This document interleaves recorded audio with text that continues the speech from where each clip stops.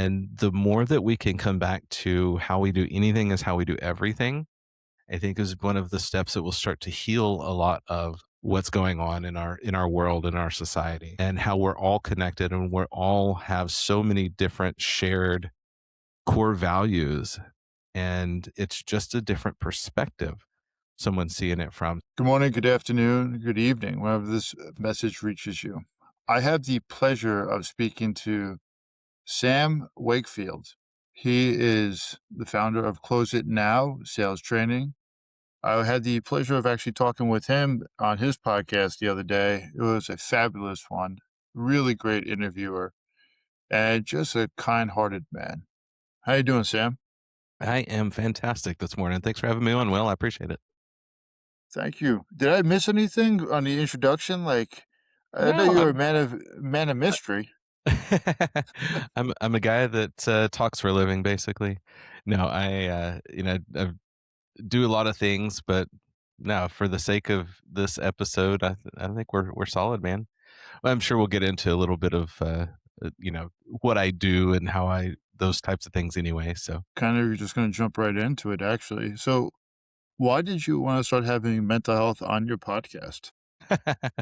well, that's a great segue question. So my show is called Close It Now, and which is I launched the podcast 7 years ago, and it was an extension because I've been in home services and home improvement and in the sales world and as a trainer for 20 years now.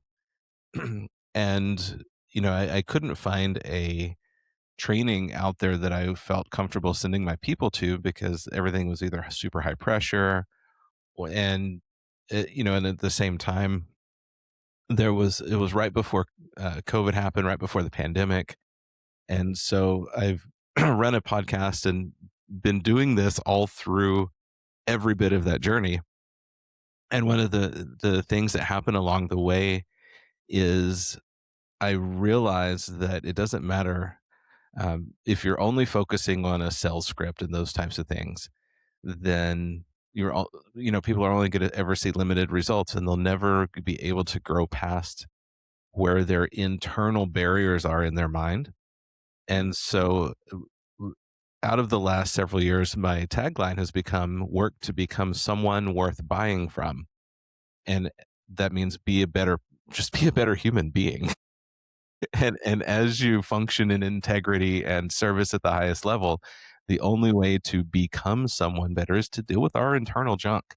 And so I was super excited when we met recently and came across each other on social media because mental health is one of the biggest crises in the world right now, and that nobody's talking about. And so there's such a stigma around mental health a lot of times, and so especially in a world of the trades and home services which is mostly male dominant and the traditional mindsets.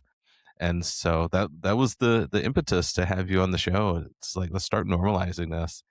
The only way to be truly successful is to be able to put down a lot of the deal with the trauma and the luggage that we all carry around. So, there was a question, there was something that you said, you referenced it several times. It's almost like trading cards between people when you go to these shows and you're at the hotels where it's, hey, how many heart attacks did you have? How many divorces did you have?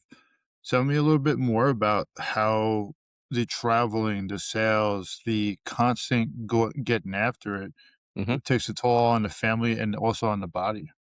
Geez, yeah, you're exactly right. Yeah, what you're referencing there is that was one of the big drivers for my mission with my company, in doing sales training and business growth and business optimization and leadership is that, I would go to conferences and trade shows, and it was these guys that own these huge, they were super famous legends in the industry that own these enormous companies and have had major exits. And at the bar at the end of the day, it's exactly what you're saying. It's almost like a scorecard. They carry it around as a badge of honor and it was always those same two questions. How many heart attacks have you had? And how many wives have you had?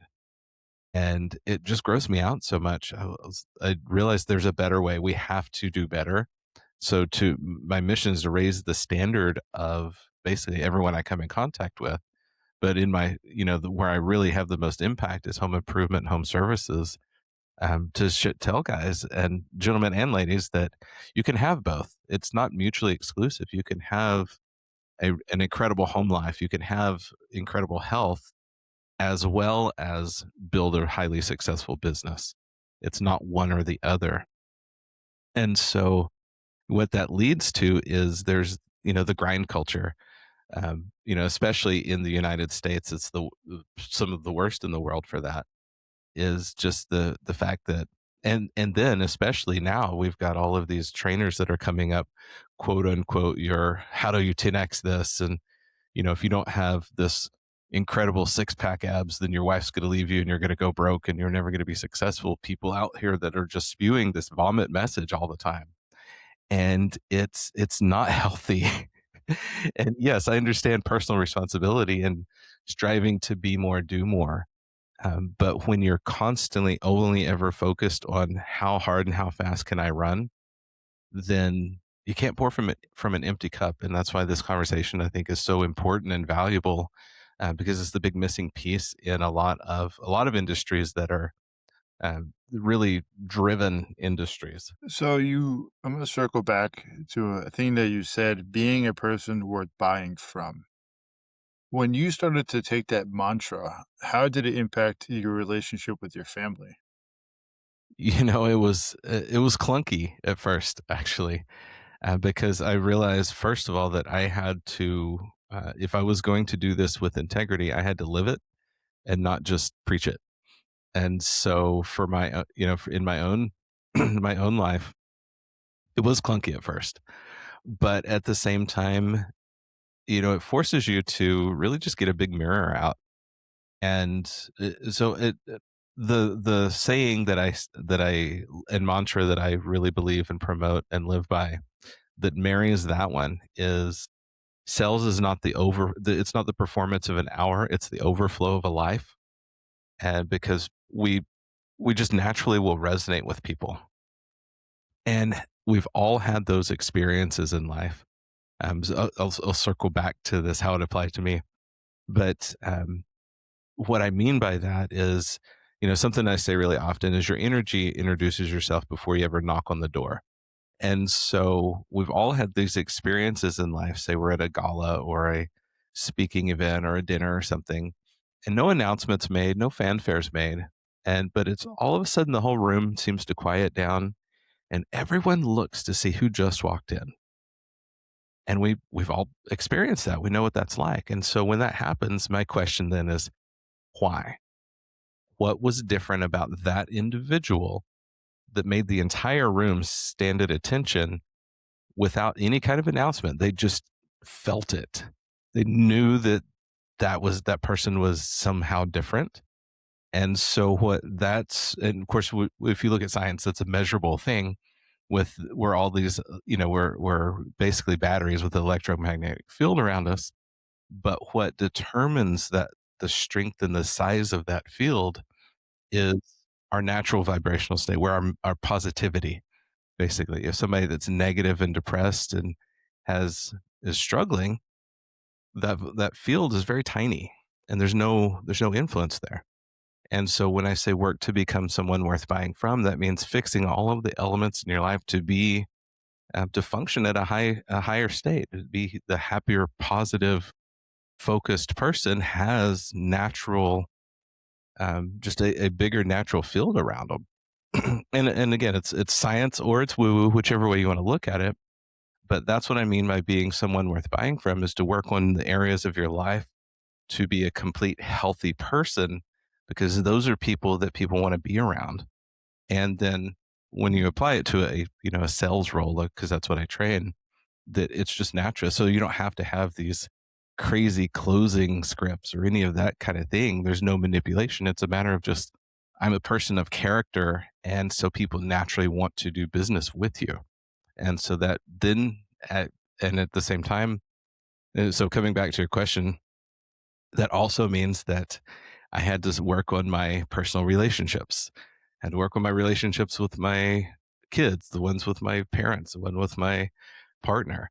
I had to work on my health. I dropped like 50 pounds and put on a bunch of muscle because if I'm going, and not that it's about, no one has to look identical, but you've got to be the best version of yourself.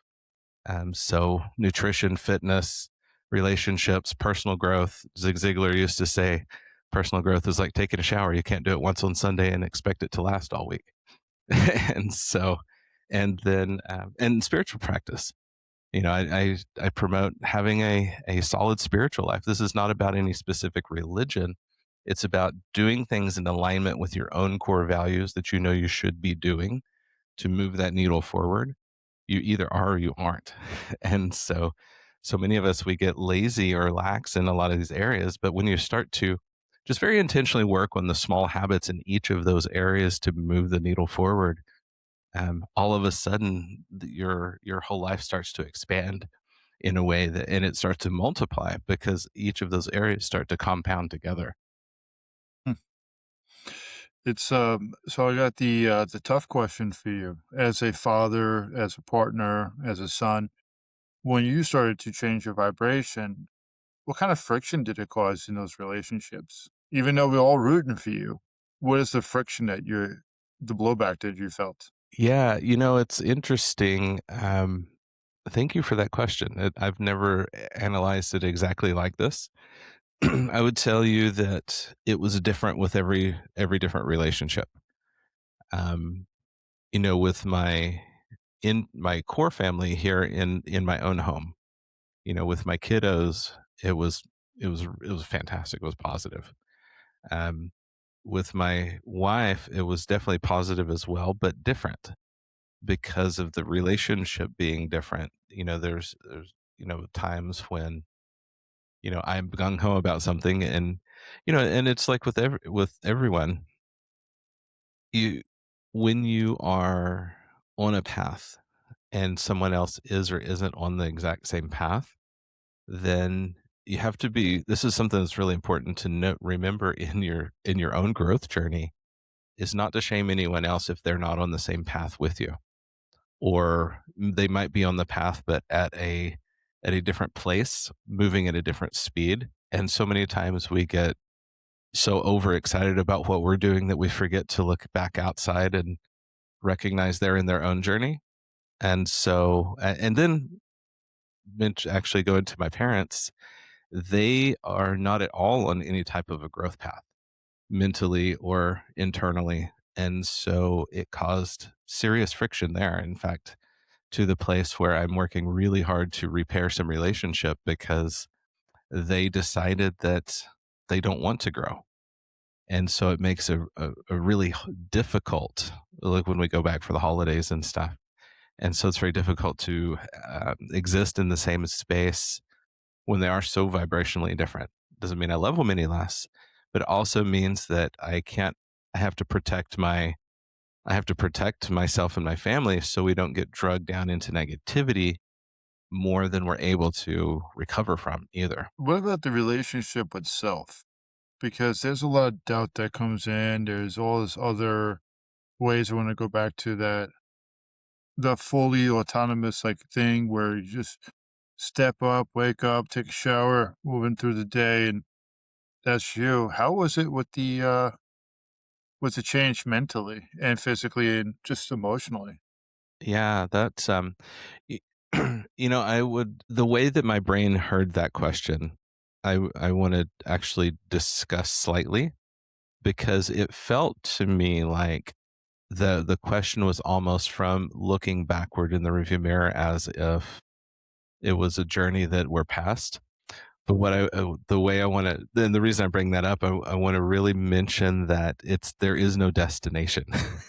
And so with that, um, it's constant. And so I feel like with this type of a growth, um, so the relationship with self is one where as you grow a bit, you're finding a new level. And when you get to that new level, you have some very similar types of resistance and struggles and imposter syndromes, and all of these things will start to creep in again. Not that, and it's like, oh, hey, old friend, we had this conversation in the past. I kicked you out. Why'd you come back? And they're like, oh, but all of this is brand new. You're at a new level that you've never gone to. So the mystery of that, don't your identity is not to the place yet of the new level. So here we come. Hi, I'm Miss Imposter Syndrome again. I'm here to protect. And the way I see it, it's like it's there to protect us in a way, but we have to give it permission. We have to just basically remind it, I am safe. I am confident. I am the person who can, you can go play. You don't need to protect me anymore. This is where we're headed and we're going there. Or if we don't do that, we'll just stay stuck until we decide. At least that's the way my brain has processed it. It's like we've got these limiting beliefs and we've got all of these things that they start to happen at every single level because it's almost like two different things. I see it like this. I feel like there's a certain level of success that most people can get to without a whole lot of struggle because they're small and it seems like it's the what's possible conversation. And so when people start to have a better existence, better relationships, maybe more successful income, all those types of things, there's the level of what they've grown up thinking is reasonable. And then if they go just past that into a little bit more successful, that's okay. That's reasonable, that's normal, that's doable. But when somebody hits that place to go into the level that's dramatically past that, which is who I work with the most in my life and my trainings, are people who strive to be top performers. And so what happens is there's this huge gap between what most people accept as average or successful and what people who really want to do great things think is successful. And that's the mysterious unknown and the anxiety that creeps in because I've never experienced that life. I've never been there. And so it's like all of figuring that out along the way to reset the identity to those next levels. And and it's different for every person. There's no right or wrong answer here. But we all struggle with this. And so the way to overcome that, that's the struggle is, you know, but it's also the fun part of the journey because it's learning new things about yourself at every step of the way. And you're like, wow, I didn't even know that I struggled with this until all of a sudden I'm staring in the mirror of this new thing. And I guess I do. And so, okay, how do we figure this out? And sometimes we can do it internally. Sometimes we have to, talk to a guy like you and be like, hey, man, I'm struggling with this. I need some help. So while you were talking, there was several things that was going through my head. One was about the flea experiment. Are you familiar with it? Is that the one with the mason jar? With the glass ceiling, and Hmm. there's yep, it's about the mason jar where like they would jump up to the top, and then Hmm. after they moved to the top, they got conditioned. This is my limited belief. This is my limited perspective, and I believe that happens with us. And as we get conditioned as humans, this is all we can really hit. And if we believe it enough, we stop aiming for higher because it just seems too radical. The other thing was the initial question they asked you, but I'm glad that you took it the way you took it, was about the relationship with self, and the imposter syndrome is where it hit in. It's like, hey, you know what? I'm going forward. Now, how does this look? Well, I've never been here. And then imposter syndrome is like, come back here, buddy. We're going too far. And I'm also kind of glad the way that you approached it when you said it was, hey, come along with me. Come along with me. And part of some of the conversations I've had where people refer to their dark side as the monster or the beast. And I ask people, I'm like, why don't you become friends with it? Like, it sounds crazy, but it's like Hmm. that beast, that imposter syndrome, all that belief system came there for a reason. They wanted to keep you safe, but understanding why it was trying to keep you safe, you could be able to stop having that damn thing trip you up like you're Hmm. riding a bike and somebody's shoving a stick in your spokes. It's so true. I totally see it. As you're saying this, my brain does a lot of visualizations. I think in word pictures a lot of times, and I literally just saw myself sitting down at like a in a coffee shop with this imposter syndrome character of myself, and we're sitting here having coffee, discussing whatever the topic is. But it, I love what you just said, because when you embrace that as a part of you, it doesn't mean you'll ever and I think this is where a lot of people really screw things up, because they try to just literally kill it and bury it and destroy it and move it away. And then they don't have the vantage point that that perspective provides in their life. Because I think it's a valuable, healthy vantage point when we understand what it is and we put a good solid label on it. It takes away the fear and the damaging aspect of it, but we do also get the ability to uh, basically become the observer of our lives. We get to look at our lives and what's going on through our own vantage point, and also through that vantage point at the same time. And I think when you can use that constructively in a healthy way versus just trying to avoid it and escape it. Because actually, Chelsea, she's one of my most frequent listeners. She was talking about the Sharpie experiment with the ants, where they did the line and that thing had to stay inside of it. And then also one of her Carl Jung quotes, she was saying that I'm looking everywhere, maybe I imagined it. And she was talking about one of the things that you were saying about like really envisioning. And but going back to what you were saying, it was like, how do you like take that time, take the step back? Because in today's society, it's about go, go, go. Hmm. Um, A Alan Watts talked about it in The Way of the Zen, where here in America, we have to go to lotus pose to be able to just sit. Hmm. Over there, they do a walking meditation because they don't need to be rushing. Where we wake up, we have a phone in front of us. We go to bed, we have a television. We work, we got a screen in front of us. And it's like all hail the technology. And we are starting to forget about the inner dialogue of ourselves. What is going on? Where was this inner dialogue created? And then if you're able to understand where the dialogue was created, and this is why I'm a big proponent of therapy, is once you understand the emotions of the certain traumatic events, regardless if it's complex, you can start to you can get a chance to really rechange your narrative of it. So when you're healing, you're able to now look at the analysis differently. So when I see a pothole when I'm driving, I don't think, "Oh, am I looking for wires to see an IED there?" And it's like, or if I hear footprints, I'm not looking for certain things anymore. And now it's actually understanding where did we get to that point, and I'm using those extremes to be able to paint a picture of our self-limited beliefs came from somewhere. And when we actually able to really understand that, we're able to then walk through. But as a salesperson and you doing what you're doing, how important is it to have a mentor along this Oh, journey? it's everything. It definitely is everything. Years ago, I went to a it was a conference for a weekend that well, it's more of a personal growth seminar. We'll call it that. That I invested in to get to, and when I learned this really cool formula from the trainer. He said successful people in life have here's the formula.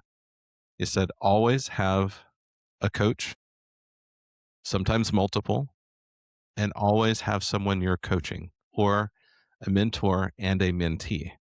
He Hmm. said the value and the power of that is everything. And so I would say yes, 100% you have to have a mentor. And at the same time, it's really important to also have someone that you're a mentor to. That way, you become a conduit for the information and for growth. And the more that you do that, the more that you can be poured into. Otherwise, you become a cup. Like we said, you can't pour from an empty cup. But also, if you're not turning around and passing that on, then you can fill up and overflow, and then you can't receive anymore either. And so the best formula for success, in my for my in my honest opinion, say however we want, is to have both. To constantly have something, because you can't go somewhere you've never been, um, without the knowledge or the growth or whatever to get there, and we can't live long enough to learn it all ourselves. So that's why we have books. That's why we do personal growth. That's why we watch TED Talks and listen to podcasts and all those types of things. And when you have the opportunity to have a coach and or mentor who's gone ahead, gone before you, has been where you want to go. Never, and I, of course, would never recommend anybody to take on a mentor that has not done what you want to accomplish, because then that's that is an example of those who can't do teach. You've got to learn. So much of it is from experience, and so having that mentor in your life will constantly pull you forward and hold you accountable. It's one of the main things, especially for me. The things in life that are to be successful for all of us are easy to do, but they're also easy not to do. And so having that person in your life that every now and then will just kind of kick your ass and be like, hey, did you do the thing you said you were going to do? And when you have that accountability, it changes everything, because it starts to move that needle so much faster. And then when you can turn around and in love do the same thing for someone else, now we're establishing this whole system of growth. It reminds me of a book I read years ago. It's a John Maxwell book, The 360-Degree Leader, which Uh-huh. is just the power to influence for the positive every single person around you, not doesn't matter what position. And it's just it's super powerful when you can start to do that. So again, Chelsea goes back to saying, be a river, not a lake. The Dead Sea doesn't have an outlet, and it became too toxic for life. 100%. That's exactly right. So when you were, I love the fact that you also saying having a mentee, having somebody, it's not just for you, it's also about passing it on. How many times have you have had that mentee ask you a question that even though you know the answer, it was just never phrased that way? And then all of a sudden unlocked a different narrative. That's what I love about the different everyone has a different perspective. And when you adopt the mindset that I can learn something from everyone, so it becomes, yes, it's a mentor mentee relationship, but when you also understand that I can learn from them, because now they're asking you questions. For example, just a little bit ago, when you asked me the question, I don't know what exact perspective that you were asking the question from, but I heard it in a way that I think from your response might have been different than what your original intention was of the question. So that's a great example of what happens a lot of times with, with the people that I have as mentees right now and my coaching clients and things. I'll think, you know, I've trained this topic 30,000 times in this one perspective, and this is what it is.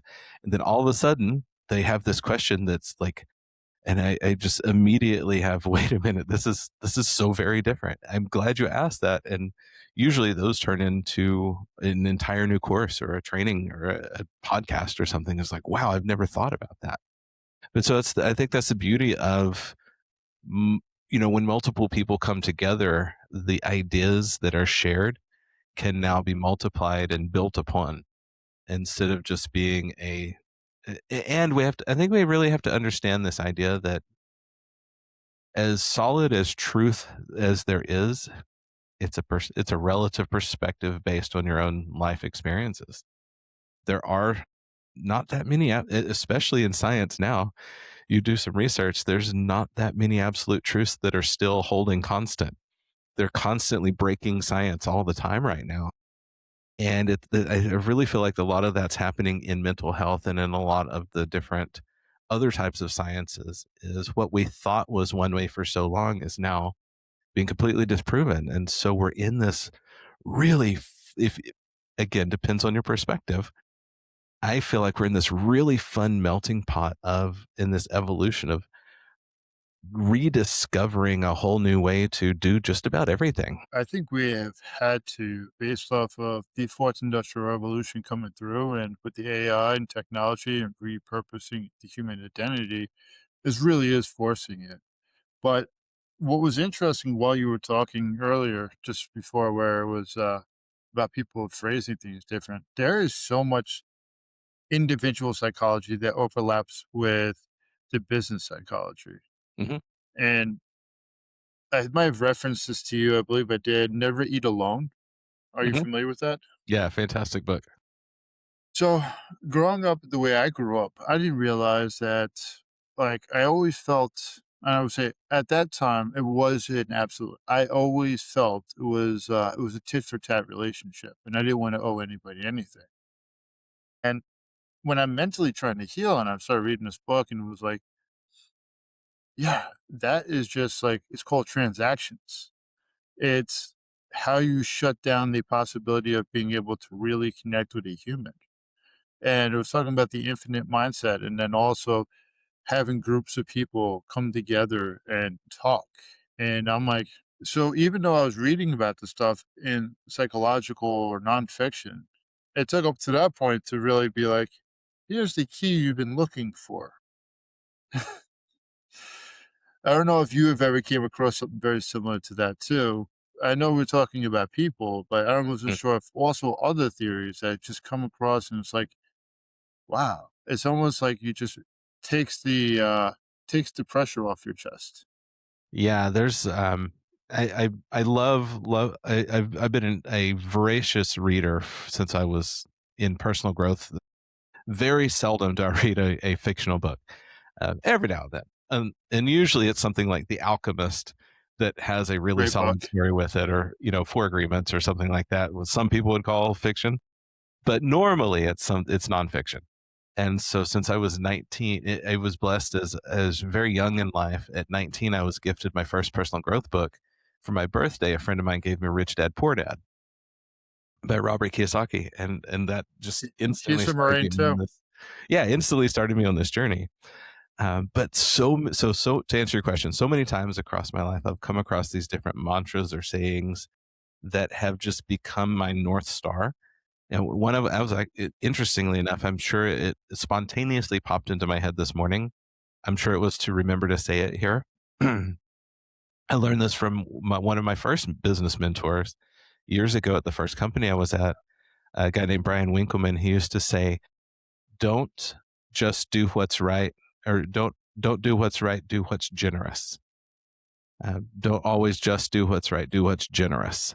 And that has really ingrained in me very deeply when I was really young. I say really young. I was 26 when I went to work for him the first time. It just has always stuck with me in the heart. It's like, don't just do what's right, do what's generous. And that when you start to adopt this idea that my life mission is to give more value than I take, everything else starts to work out around that. And so those that's a couple of examples of those. The other one that has like just hit me like a ton of bricks years ago when I first heard it is I don't lose. I either win or I learn. I win or I learn. If it's not successful, that's fine. It's still successful because I'm learning what not to do. So, all of this starts to combine into some guidance, this internal guidance system that kind of pulls you back to center when you start to drift. When you have, I love axioms and those types of things. So it just keeps me little short sayings that keep me on track when when life happens, because life is going to happen. And so, how do we pull back to the place where we know we need to be to constantly be moving our own needle forward? So, talking about the growth and and we were talking about mentees. How do you influence them how do you help them understand about heart attacks and wives and the divorce rates and suicide? Do you ever actually take the time to sit down with them and really give them that type of perspective of like, Go ahead. Yes and no, indirectly, I would say. Well, I say that except for I have had plenty of coaching client. So when someone coaches with me, it turns into more than always. It's got to be more than just sales training specifically.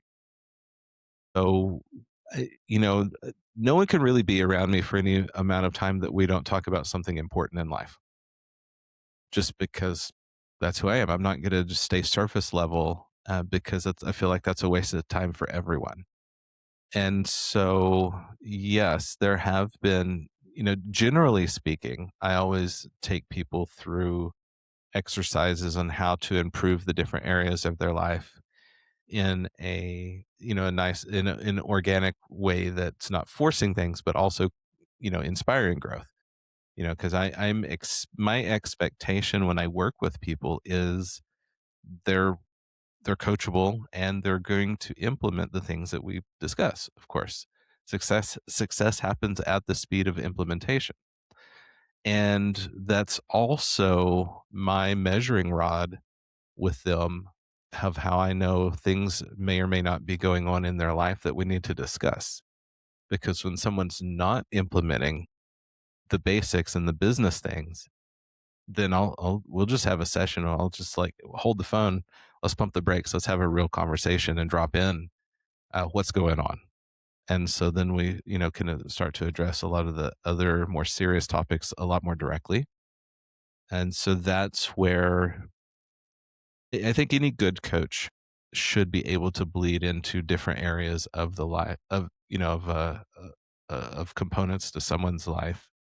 If you're truly a mentor type of person, or whoever's listening, if you have a mentor, there's different reasons that people have different categories, but it should influence at least growth in an area, or at least recommend or be able to, even if it's like, hey, that's not my special, I don't know anything about that at all. However, my influence to you is, you know, let's connect you with someone who can, or you've got to address this in your life, or the rest of these areas of your life are going to be limited until you take care of this. Hmm. Because it all works together in a way so much more than we ever understand. Another mantra that I live by is how you do anything is how you do everything. And Mm. so one of the easiest things that I start taking people through is, and I learned this from my coach, is just that a daily, I have them just start to keep track of those little white lies. And it's like we all have those places, and they show up in one of two ways usually. When someone, so for example, somebody asks you a question and you almost give them the right answer, but we change it just enough. Hmm. So that's one of the obvious ones. The other one that shows up is the way that we lie to ourselves. We start to justify the things in our own life that we do or don't do, or the lies we tell ourselves around things. And it's not necessarily about making a change here, but the more we become aware of it, then what you if you don't measure it, you can't manage it. So Hmm. then by measuring that, so I'll just have them do, hey, how many did you have this week? And in fact, I know one of my coaching clients' numbers. His first week it was like 38. Second week it was like 26. And but then he went like 3 4 weeks in a row where it was just low 20s. And I asked him, I was like, so why is it staying the same? He says, because I'm scared to go all in on this. And I was like, okay, well, what are you scared of? And so we worked through that. And now his numbers are down in the, low teens and single digits, strictly from awareness and forcing himself to address the things that. And so the reason we start there is because it's small and it's a tiny adjustment. But again, how you do anything is how you do everything. So we don't realize when we have one little teeny tiny area of our life that we're compromising on, well, there's other things in our life we're compromising on that we're not admitting. And so it all bleeds through to every single component. It was a You long know, answer to a short question, but there you go. no, no, I'm over here just like thinking about what you were talking about, the white lies, the little pivots. I would go to go watch you speak, and I'd be like, So, what is the magic of sales? And you expect this huge answer. Well, stop fucking lying to yourself. Yep. Oh, I know. It's so funny.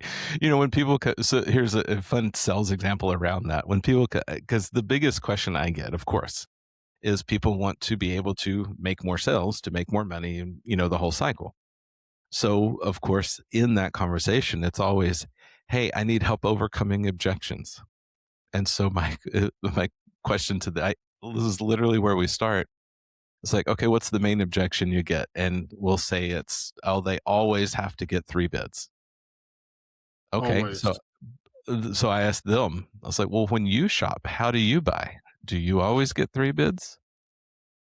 Because you're literally gonna attract into your life who you are. If you always get the, "Hey, your price is too high" objection, I'll ask them, "When you shop, do you ask for a discount?" And if they do, it's like, you're gonna attract exactly who you are.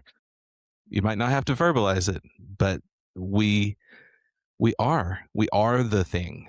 And so the people naturally will respond in the same way. And so it's really, really, really interesting when that happens. The law of attraction you're talking about right now. Some people call it woo stuff, but it's really is the truth. When you are being that change, you actually get those people. When you are disruptive, you get those people. Hmm. Yeah. And Good? there's science behind it. I do all the brain science and studies and stuff. It's literally just called mirror neurons in our bodies that start to mirror the people around us. So if somebody isn't listening, if you're listening and you're like, I don't buy into that, look up the science behind it because it's verifiable. So there you go. Well, I'll tell you, I'm actually the worst person that buys stuff because the girl I'm seeing will actually say, "Hey," like, I will shop for I've been looking for I was like, "Do I want a TV? Do I don't want a TV?" Until I actually figure out if I really want a TV. Hmm. And I'll be looking, looking, looking, but I just won't buy. But I was like, "I wanna get business cards." And then I went to a place and I talked to this one lady, really nice lady, and she was telling me, "Oh, this is the price." I'm like, "Well, I'll take 1,000 of them." And she's like, "You want it?" I'm like, "No, just can I just pay you with cash and can we have this and just let me know when it's done?" Like, when I know I want something and if the person is nice, I'm going to spend a little bit extra, and especially if it's small business. To me, Hmm. small business is huge because I like to keep the money in the community, and I know that's not for everybody, but I know that's for me. Hmm. But if I'm undecided about something, I don't pull the trigger. I've been really doing my best to delay that gratification. I don't know why I decided to share that with you, but yeah, it's just I kind of felt judged. I was internally judged right there about that sales thing. Well, that's your lens. But the most interesting thing is, when when we go down this road, it starts to open up so many pieces of our life that we've kept closed off for so long, and the things that we've chosen to avoid or not address. And the more that you start to understand how every component of your life is intertwined, way more than we ever thought. It's not this, when especially growing up in the States and having this concept of compartmentalization. um, it it it's definitely been a detriment to a lot of people because, okay, well, this is this component of my life and this component, and they work to keep things so very separate, and not understanding that it does affect the other areas of your life. And so then you get people living secret lives, Mhm. clearly, what we're seeing in everywhere right now. But not, and this is not a political conversation, but the commentary around it is, when when it becomes societally accepted to focus on compartmentalizing these different areas of our life and thinking that they will never touch each other and never bleed through, then you end up with a society that this starts to happen. And the more that we can come back to how we do anything is how we do everything, I think is one of the steps that will start to heal a lot of what's going on in our world, in our society. and how we're all connected and we're all have so many different shared core values, and it's just a different perspective someone's seeing it from. So let's stop fighting and let's actually embrace each other for our differences. And I think that's going to heal a lot of things that are, rifts right now. I'm totally on board with you. Gandhi didn't say this, "Be the change in the world you want to see." They paraphrased it, Hmm. and I believe that is the biggest thing that you can do. There was something you said earlier about being around people, and one of the things that I think it was Carl Jung that said it was, if you really love somebody, you'll be the best version of yourself for them. Hmm. Where if you are being the best version of yourself, what you give to other people is it cannot really be measured.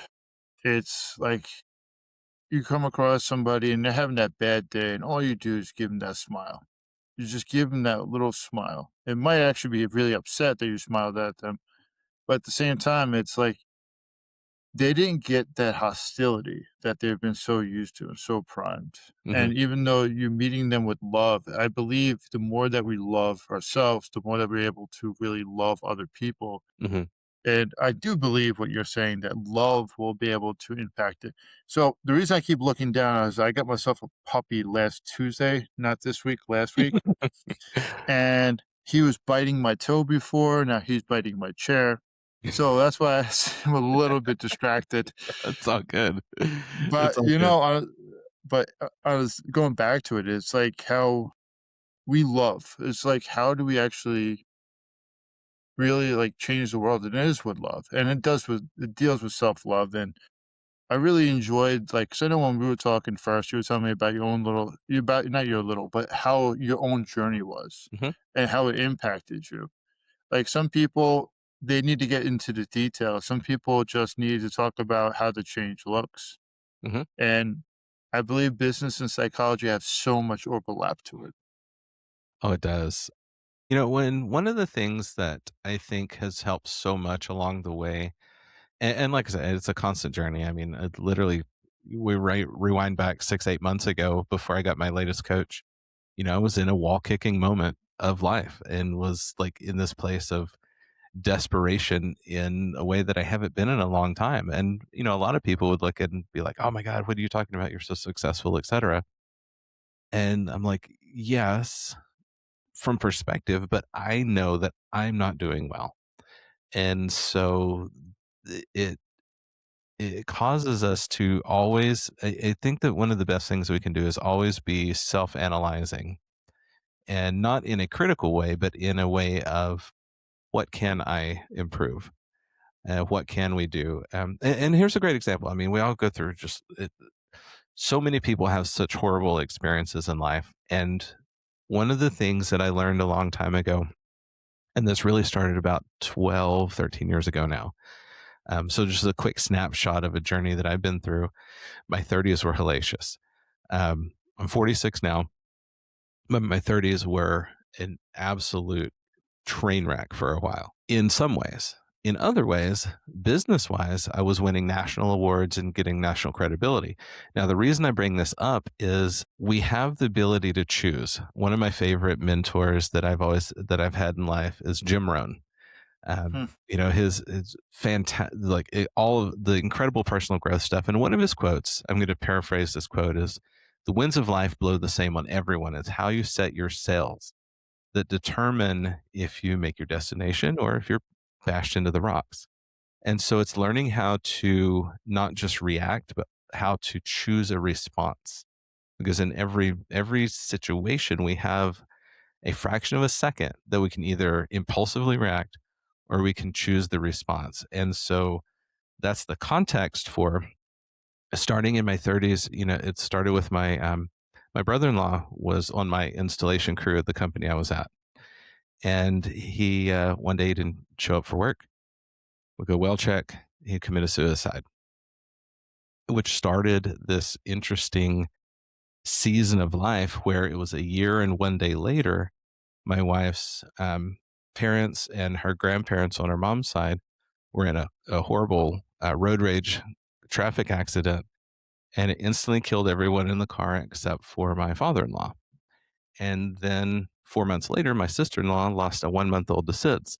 And so this was the season of just started like a horrible downward spiral.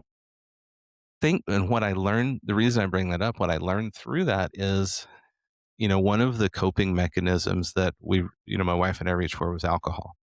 I think I drank 5 lifetimes worth of alcohol in my 30s. Thankfully, I'm a little over 2 years sober now. But the important message here is what I intentionally chose, because I knew enough at that point, is I chose actually reached for personal growth as my other coping mechanism. And so the amount of books and that I was constantly driving, doing outside sales way out in the country, driving hundreds of miles a day. So I just had nothing but windshield time and time by myself. And I knew that if I didn't grab something like that, that much alone time in that season of life was not going to be a good combination for me. And so I just chose to, that's why I know so many quotes off the top of my head, because I had to live by them for so long. And it was really the only thing that was keeping me basically between the ditches. And so the reason I bring that up is what I want for everyone, um, everybody listening, everybody that I like touch or affect, is we all have crap we go through. It's how we choose our response that makes the difference. And so I just want to encourage everybody that be empowered to choose a healthy coping mechanism versus something else. We can choose, like I did with personal growth. I know people that choose exercise as a healthy coping mechanism. They get stressed out, they go for a run or they go work out or something like that. Choosing healthy food instead of things that are not going to serve. So I just, that's one of my core tenets that I love to help people through, is just that message is so important to me because it definitely kept me on the road instead of the alternative. And so, yeah, so I, I felt intuitively felt I should share that. I don't know exactly why, but hopefully somebody needed to hear it today. Well, that was gonna be the last question I was going to ask you, but you freaking beat me to the punch already. No, and, honestly, I'm super glad that you're sober. Really am glad that you're sober, and this isn't me defending alcohol at all. I hope people realize the alcohol for some people is just it's the way that is a way to numb it, Hmm. and the healing that goes behind it, and when you are doing that work, which you have done the work, and you've been doing the work and continuously doing the work, it's like weed, alcohol, substances, until you're able to really understand what's going on in that heart, Hmm. what is actually what's pulling you to wanna go into the ditch, using your language. It's that's when we start to get free from it. But that healthy eating, the reading, the working out, I hope more people take that into accountability, because if you know all these quotes, you're able to engage with people so much deeper. If you're working out, you're able to go have a longer time and you get to be a bigger pain in the ass with them when you're in your 80s. Instead of being in that wheelchair asking you to be pushed Hmm. around, you can start knocking them over, just pushing them over. Yeah. And We let's we talk have a about go oh ahead. my gosh, it makes me think of, there's this meme that I've seen for years. Years ago, I was a health and fitness coach, but there's this meme that I saw, and it was two guys that were the exact same age. I think they were both like 65 or 70. And one was in horrible shape, huge belly, and he looked 20 years older than the guy who was standing next to. They're identical ages. The guy next to him was healthy, fit, in shape. And it's not, and what I don't want people to hear is it's just looks, it's health, right? It's the actual how healthy are you? And so that's just such a clear indicator. Our life is made up of daily habits, and we get to choose what our life looks like, what our destination looks like. And for a lot of people, I mean, yes, it's a struggle. It's a lifelong struggle sometimes, but at the same time, it's worth it, because longevity and, health and all the things. And, and life shows up in ways we don't expect. Sometimes there's chronic illness and all kind of stuff that shows up that we have to be able to manage and deal with, especially when it shows up in our loved ones and we never expected it. And all of a sudden, here it is. And then it's like, okay, how do we move through this and how do we improve? And so many things. Everything in life is a choice. We get to choose. Well, Sam, I appreciate that, and I really do. Atomic Habits, Power of Habit, just Hmm. but no, I really do appreciate you going vulnerable. I should have just sat a little bit longer with that, when you actually shared such a deep story, and I apologize. It's sorry again about your family, No, and no, no. I'm It's one of it's at the place now where it's like it happened. Back to more mental health topic. I learned this from my wife that you don't have things in life happen and you can remember them, but you don't always have to relive the emotion of it. mhm. And that's something that I learned a few years ago to be able to separate that. Is like I have no problem retelling the stories now without reliving the emotion of it because because I was able to work through it. And when we understand that those are two different components, the fact that it happened and the emotions we have around it, we get to choose the emotion narrative, which is, I think, a very healthy way to be able to work through a lot of things. All we all have different traumas and experiences, so that's how we can work through those. We don't have to relive the emotions surrounding it, get caught in that mental trap. Well, you ever heard of cognitive processing therapy? And What about prolonged exposure? well, as far as like Oh, being in cold or like no, no. as far as like a ice bath or something. And I'm so glad that you actually brought this up. And after this little segment, I want to hear your final thoughts. But one of the things that people are so ambivalent about that healing process is losing those emotions because it's so common. Like for some people, so some of the people, Well, they you have to actually, share your dog's name now because he wants to be part of this conversation. so one is called Copper, the other one is called Zeno. And so Jesus. Sorry, I didn't mean So to distract you there. no, you're good, you're good. I'm really glad that they're doing this, and I am glad I that love I'm that your not like show's live too. I think I've only ever been on one other live show before, so this is fun. so so it's not as professional, it's just more organic.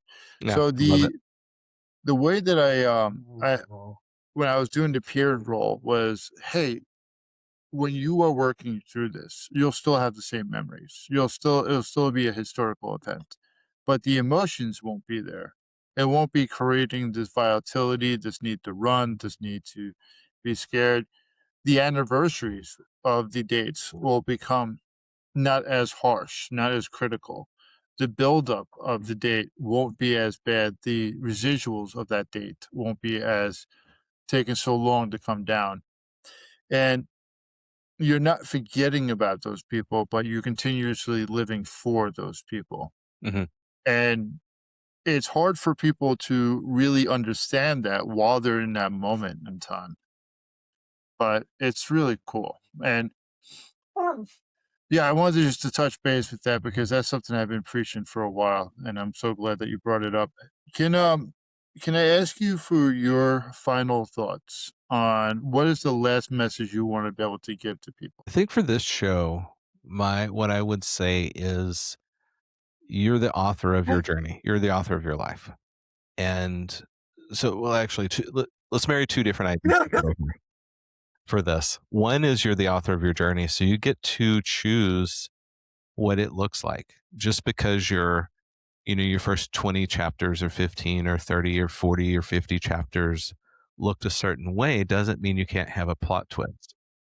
That's what I love about plot twist is you can change the trajectory of your life. And it's like Tony Robbins says that the life can literally change in a moment with a decision. And so when we marry this idea with the other concept that time is an illusion kind of a little bit of speaking to what you were talking about historical stuff. Every the beginning of this, it will prove it real quick. The beginning of this podcast, it is not happening right now. That means it's only memory at this point. What's going to happen an hour from now? It's imagination. It hasn't happened, and we could absolutely change trajectory and do something completely different between now and then because of life. And so it's only imagination. So all we have is right now, and then it's gone, and right now, and then it's gone, right now, and then it's gone, and that's all we have. And so when you marry that concept with we get the ability to choose what our life looks like, and it's all based on the decisions I make right now in this moment and the daily habits that I have determines the outcomes. Oh, and as those compound over time, that really we get to write our narrative. We get to choose our story. And so that's the encouragement I would leave everybody with today is like, it doesn't matter what it looks like in the past because it's only memory at this point. And so you get the power every single moment. One of my favorite just mantras is there are no ordinary moments in life, no ordinary moments. And when you start to adopt that and live like that, it puts you in a place of gratitude that we're here now and we don't have to experience that stuff anymore. And moving forward, it can be at least one baby step or big step or however much we choose to focus on something different. So that's what I would leave everybody with today. You're a hell of a coach, bud. I'm over here getting motivated by you right now. I So, love it, man. Appreciate it. I appreciate you. Thank you so much for taking a little bit more than an hour with me. I really do. Sam, it was, I'm glad I got to meet you or talk to you about several weeks ago. You can just tell you have such a good heart, man. Appreciate that. Thanks. That's my that's truly it. I just want to see people win. You know, I've seen so much pain and struggle in my life and those around me that I just never wish that on anyone. And again, going back to if you always give more value than you take, the rest will take care of itself. Love it, man.